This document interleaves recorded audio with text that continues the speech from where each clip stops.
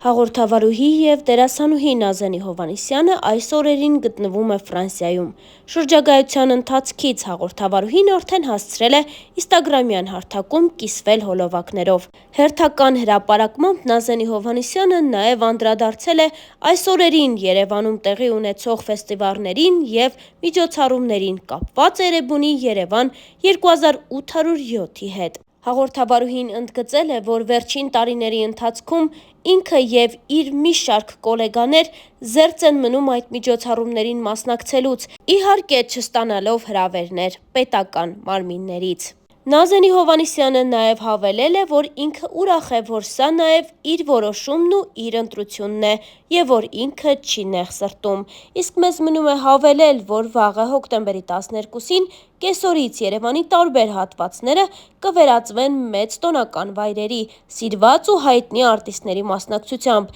իսկ ժամը 21:00-ին Հանրապետության հրապարակում տեղի կունենա օրվա գլխավոր միջոցառումը՝ եզրափակիչ տոնական համերգը, որը կավարտվի պայծառ հրավառությամբ։ Իսկ մենք առաջարկում ենք լսել հաղորդավարուհու խոսքը առանց մեկնաբանության։ Մենք կներկայացնենք նաև մի քանի այլ տեսանյութ Նազենի Հովհաննիսյանի մասնակցությամբ։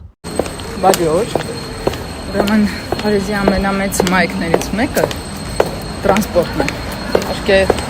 իրենց միջին աշխատավարձի համեմատ անշուշտ էժան չի, բայց ինձ համար իբրև տուրիստի շատ մատչելի է, ավելի շատ քան տաքսին, հաշվի առնելով, որ դու կարող ես մետրոյից, ավտոբուսից օգտվելով հասնել ուր ուզես եւ շատ հանգիստ լինել, որ հաստատ կգտնես տեղը, անգամ մինիմալ իմացությամբ լեզվի։ Այդպիսի բաներ։ Հիմա ես գնում եմ իմ սիրելի հանգարանը, Մուզեյ դ'Օրսեյ,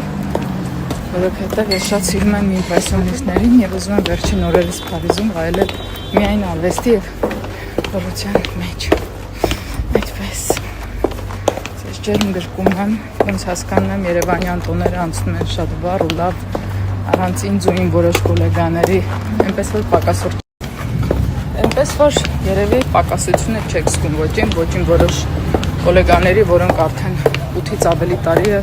ընդգրկված չեն ոչ մի տոնական իրադարձության մեջ։ Ես ասում եմ առանց նեղվելու, ես ասում եմ երևի նույնիսկ գիտակցելով, որ սա լավ փաստ է, որովհետև իմ ընտրությունն է չներառվել այն ամենի մեջ, ինչը տեղի է ունենում որոշների հովանու ներքո, բայց ամեն դեպքում Երևանը բոլորիս քաղաքն է եւ այս սեպարատիզմը անշուշտ լավ բանի չի։ Ես հասա Մուզեյ դ'Օրսեյ եւ ուզում եմ ձեզ ասել, որ այն կողմում լավ երկար հերթ է, իսկ այս կողմում այն մարդիկ են, որոնք ընտրել են առանց հերթի տոմսը եւ ձեզ վստահեցնում եմ, որ այդ փոքր տարբերությունը մեծապես օգնում է խնայելու ամենաթանկը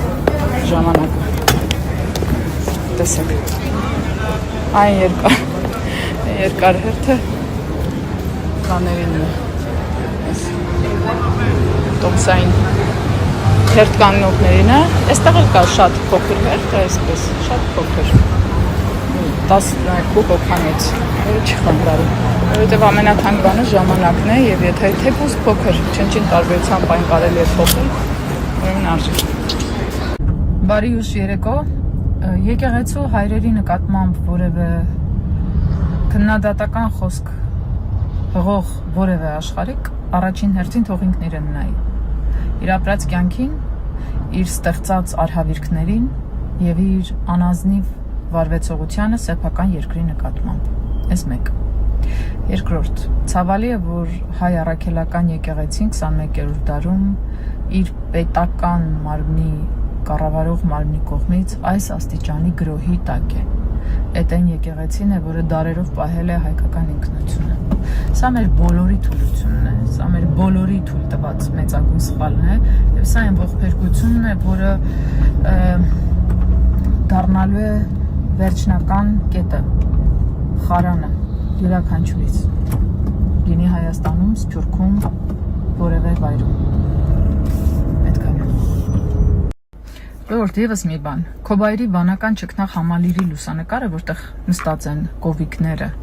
որը ջանասիրաբար շրջանառում են բոլոր նիկոլապաշտ անձերը, պատկանում է պատմամշակութային անշարժ արժեքներին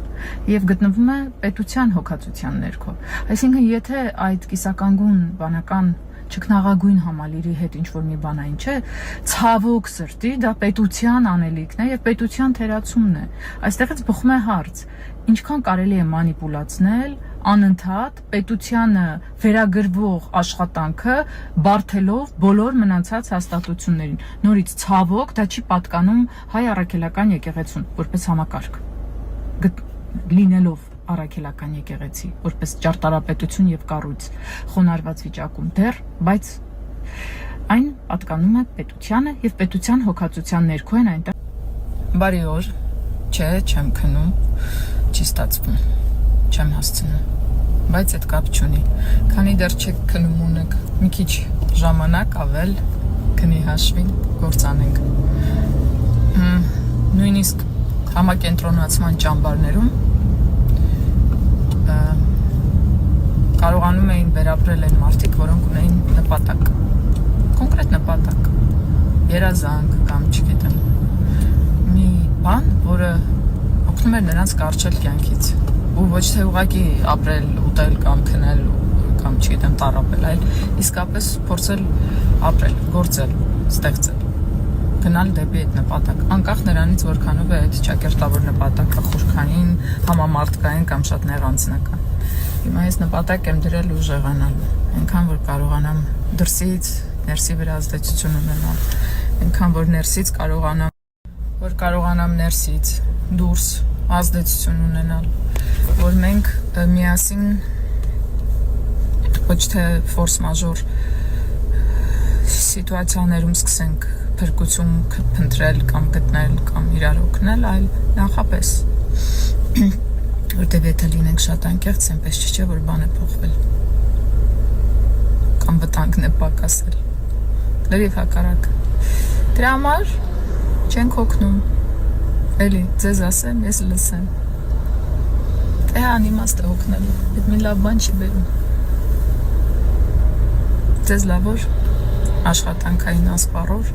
որ ուղեղն ու միտքը զբաղվի միայն կոնստրուկտիվ, կառուցողական երևույթներով,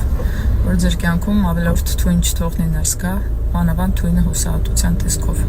ու այն վատ մտքի, որ ամեն ինչ անիմաստ է, ինչու եմ ես դա անում, չէ, ոչինչ անիմաստ չի, այս կյանքում։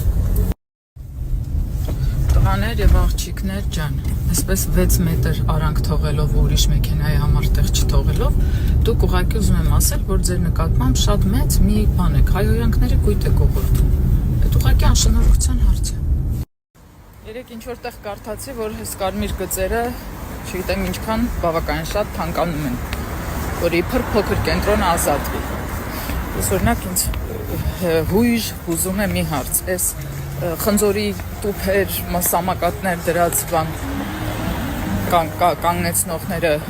ինչ են լինելու, որովհետև երբ որ դու համ վճարում ես այդ կարմիր գծերը, համ էլ գալիս ես ու տեսնում ես այդտեղից զբաղեցրած է, դու մի հատ էլ դրա համար պիտի գումար վճարես։ Այս շատ կարևոր հարց է, դա մեկ եւ երկրորդ, օրինակ այս անպատասխանատու կայանողները, որ 1.5 մետր են թողնում արանքում ու ոչ մի կերպ որևէ նորմալ վարորդ չի կարող տեղավորվել ու այդպես ասենք մի 4-5 մեքենա կորցնում է կայանելու հնարավորությունը, այլ այդ անբարեխիղճ վարորդների հետ ինչ է լինելու։